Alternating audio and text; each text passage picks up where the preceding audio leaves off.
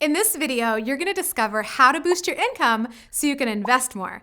And this video is actually part of my How to Make Passive Income eCourse, which you can check out for fun and for free right here on YouTube. So if you want to learn how to boost your income so you can invest more, with the intention of creating passive income and becoming financially free, I'll post the link in the description where you can access the whole course. Or you can search Penelope Jane Smith on YouTube and look for that playlist on my channel. Assuming you've implemented the action steps from earlier videos in this course, you've laid a firm foundation for financial freedom, you've set up your systems for investing consistently, and now one of the ways to reach your financial freedom goal faster is to boost your income so you can invest more. Now, I have to say, sometimes the quickest and easiest way to get more money to invest is to just not spend it on something else. So make sure to check out my last video in this course on how to free up money to invest. That said, let's dive into how to boost your income. One of the easiest ways is to sell your lazy assets. What are lazy assets? Well, what I mean by lazy assets are things that you own that have monetary value, that generate low returns or aren't generating a return at all. So this might be personal property that doesn't spark joy and fulfillment anymore, or it's outgrown its usefulness. Like one of my clients decided to sell an RV that he and his family no longer used. Another client decided to sell her $10,000 in designer purses to free up cash to invest. Maybe you have a lot of little things you can sell. Clothes, books, DVDs, CDs. What could you sell on eBay or Amazon Marketplace or Craigslist? Or could you host a garage sale?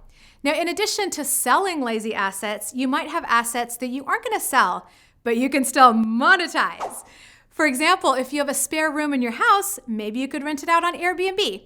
One of my clients doesn't have a spare room, but she rents out her place when she's traveling. So instead of paying a house sitter or pet sitter, if you have pets, you could potentially get paid by renting your place out while you're on vacation. Another client made a whole business out of this. She started out by renting out a room in her house, and by the end of her first week on Airbnb, the majority of the month was booked.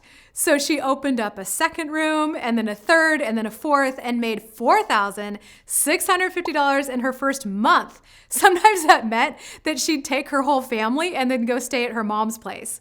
Then she rented a whole second house so she could expand her business until she was able to make over $100,000 a year, averaging $8,600 a month after paying all of her rent and utilities and expenses. Now, if Airbnb doesn't seem like a good option for you, that's fine. Maybe you have room in your driveway or at the side of your house where someone could park their boat and pay you for that space, or their RV. One of my clients has rented out her swimming pool by the hour on swimply.com. If you have a nice car, there are services that are like Airbnb for cars. So you could rent out your car while you're not using it for extra cash. Or if you don't want to do that, you could even advertise on your car. There are companies out there who will pay to put ads on your car or even wrap your whole car in ads, which is more money. Then the next strategy is to use your time, energy, and creativity to boost your income. If you have your own business, you have so many options for generating more income, which I'll get to in just a sec. But even if you don't have your own business, or you just need a change of pace from your business, you still might consider creating another income stream. A lot of people call this a side hustle. I'll share some examples here and you can see if any of these resonate with you, or maybe this will spark other creative ideas for you. Probably some of the most obvious things that come to mind are from the gig economy, right? Like driving for Uber or Lyft, delivering food for DoorDash, Grubhub, or Uber Eats, getting paid to shop for and deliver groceries through Instacart or Shipt. A couple of my clients decided to drive for Uber Eats a few nights a week to make extra money. And they turned it into kind of a date night where they get to spend time together, driving around, talking, listening to music and personal development audios, and turned it into a fun experience. Maybe you could tutor your friends' kids, or babysit, or take on some short-term contract work. One of my mastermind buddies makes an extra $6,000 a month just from dog sitting. She created a profile on rover.com offering doggy daycare, and that's easy for her since she works from home and likes dogs. Wow. You might also consider flipping stuff where you buy low and sell higher. Another one of my mastermind buddies flips washers and dryers. Sometimes he can even get them for free, and he knows how to fix the most common problems with them. Then he can resell them on Craigslist. I heard of another guy making $100,000 a year in profit just by flipping couches on Craigslist. And I know a 14-year-old kid who flips laptops for extra money. So hopefully that gets your creative juices flowing. And if you have your own business, there are 3 ways to boost your income as a business owner. The most obvious is to get more clients. For example, you have a strategy session with a potential client and they decide to sign up for a $997 program or maybe a series of sessions with you.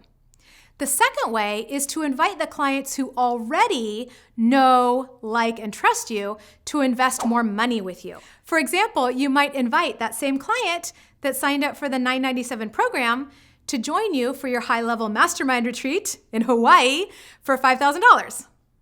And then the third way is to invite the clients who already know, like, and trust you to invest more often with you. For example, you wow your clients at the Hawaii retreat and give them a special bonus if they sign up for next year's Hawaii retreat. Maybe you even have an ongoing membership program where instead of joining once, they pay monthly or renew their membership every year. Of these 3 ways to boost your income, most people focus on getting new clients. But that's actually the hardest one. It is way easier to sell something else to someone who already knows you and loves your work. So the quickest and easiest way to boost your income as a business owner is usually to reach out to current clients and past clients who already like you and offer them a special deal. For example, maybe you offer them a special rate on a package of sessions with you, or a VIP day where you totally focus on helping them implement one of their projects.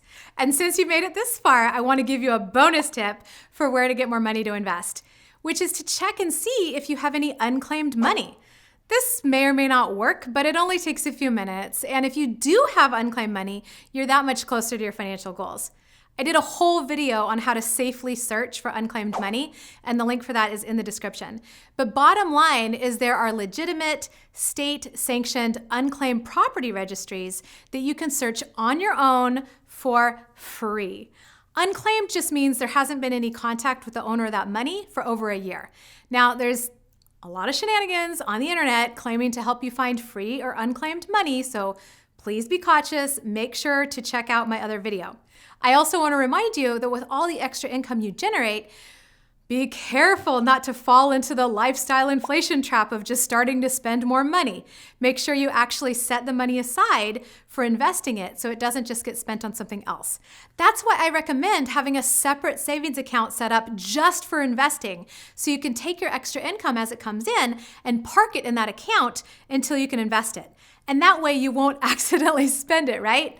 Then, when it comes to investing to create passive income and financial freedom, you want to make sure you don't sabotage all your amazing efforts, but instead set yourself up for success by cultivating the right financial freedom mindset. So check out the next video and I'll see you there.